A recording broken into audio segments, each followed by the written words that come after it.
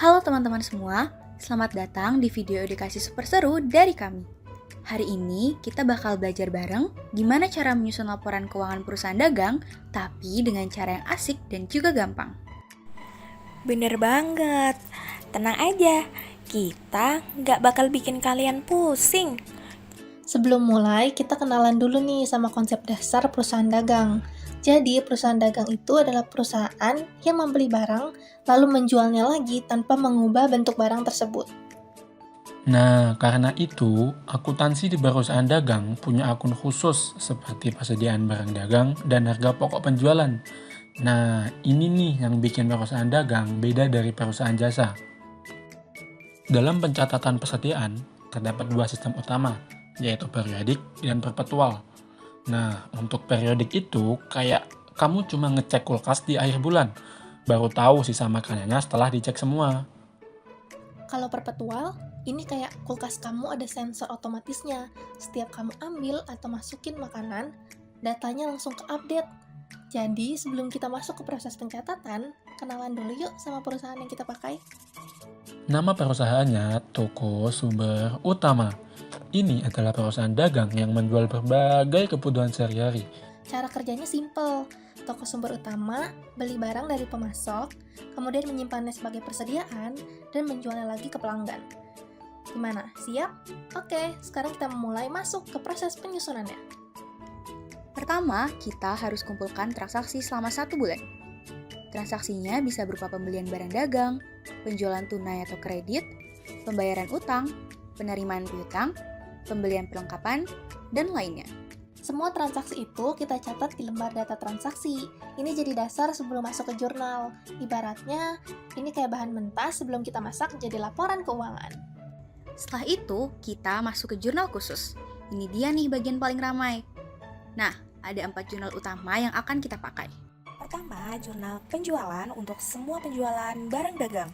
Contoh transaksinya gini, pada tanggal 2 dijual dengan kredit 300 kg tepung seharga 5.000 kepada Tini Chandra. Kalau penjualan kredit berarti pembeli belum bayar sekarang, tapi nanti. Nah, pencatatannya di jurnal penjualan adalah 1.500.000 di piutang dagang dan 1.500.000 di penjualan. Karena kita pakai sistem perpetual, biasanya ada pencatatan HPP juga. HPP ini dihitung dengan cara mengkalikan jumlah unit yang dijual dengan harga beli yang ada di persediaan. Kedua, ada jurnal pembelian. Nah, jurnal ini digunakan untuk mencatat pembelian barang dagang. Contoh transaksinya gini. Pada tanggal 1, membeli secara kredit 400 kg minyak dengan harga 3.500 dari Tuan Odi. Karena belum dibayar, kita catatnya sebagai utang dulu ya. Maka pencatatannya 1.400.000 di persediaan dan 1.400.000 di utang dagang. Ya, jurnal penerimaan kas kalau perusahaan menerima uang. Contohnya gini, pada tanggal 2 diterima pelunasan dari Tini Andi atas penjualan bulan lalu sebesar 4.500.000 tanpa potongan. Berarti kas kita bertambah. Maka pencatatannya kas bertambah 4.500.000 dan piutang dagang berkurang 4.500.000. Dan terakhir, jurnal pengeluaran kas. Jurnal ini digunakan saat perusahaan mengeluarkan uang. Contohnya, pada tanggal 3 dibayar utang kepada Tuan Harno sebesar 2.850.000 tanpa potongan. Nah, karena uangnya keluar, ya jelas dong kasnya berkurang.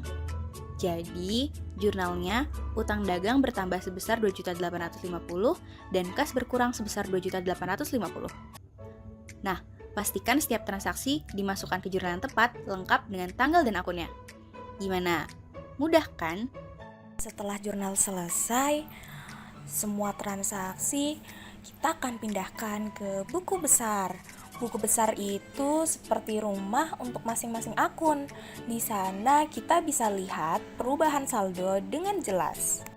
Mulai dari kas, piutang, utang, persediaan, beban, semuanya punya rumah sendiri.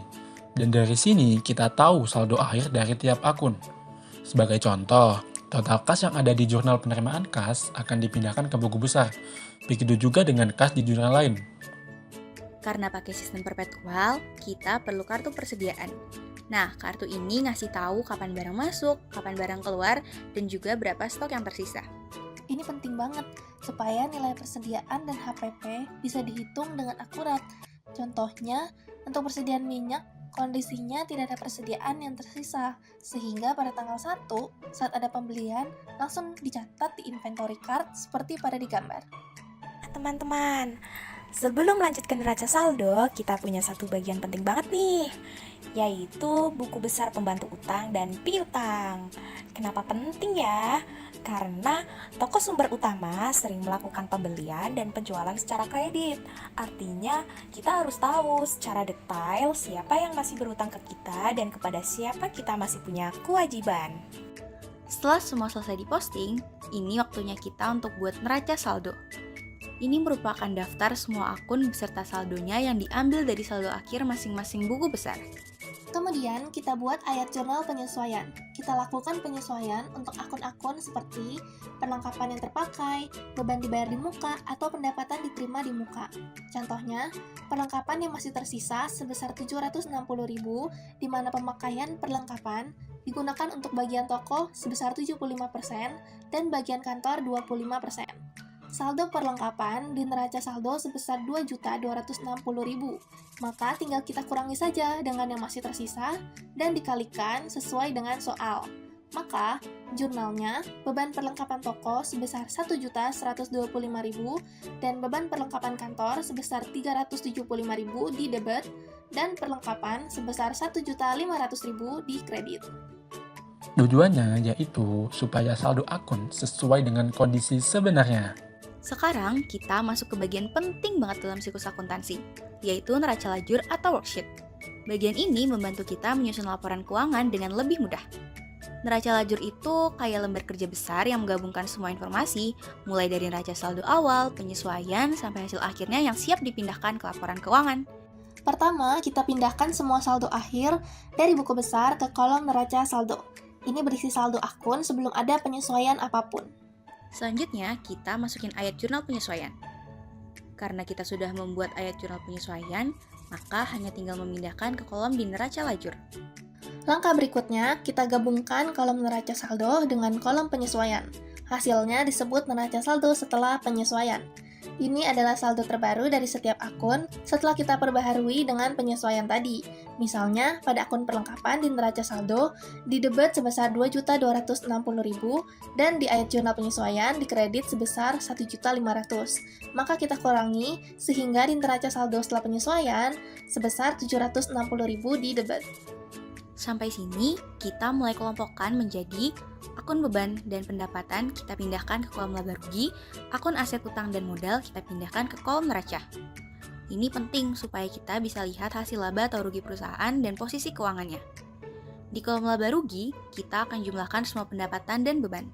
Terakhir, kita jumlahkan kolom neraca. Total debit harus sama dengan total kredit. Kalau seimbang, artinya worksheet kita sudah benar.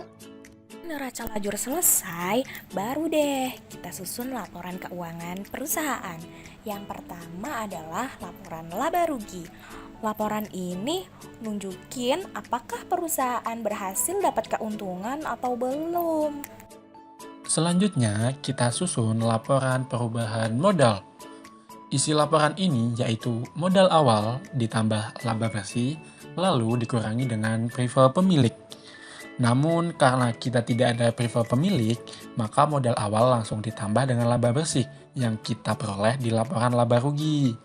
Nah, dari situ hasilnya adalah modal akhir yang nanti akan dipakai di neraca. Neraca menunjukkan posisi keuangan perusahaan pada akhir periode. Bagian-bagiannya terdiri dari aset, utang, dan ekuitas. Nah, kalau mau lebih lengkap, kita buat laporan arus kas, yang dimana isinya cuma aliran kas masuk dan keluar dari kegiatan operasi, investasi, dan pendanaan. Nah, tujuan dari kegiatan ini supaya kita tahu perubahan kas perusahaan selama 1 bulan. Yeay, sudah selesai teman-teman. Itu dia siklus akuntansi perusahaan dagang dari awal sampai akhir. Terima kasih sudah menonton. Sampai jumpa di video berikutnya. Bye-bye.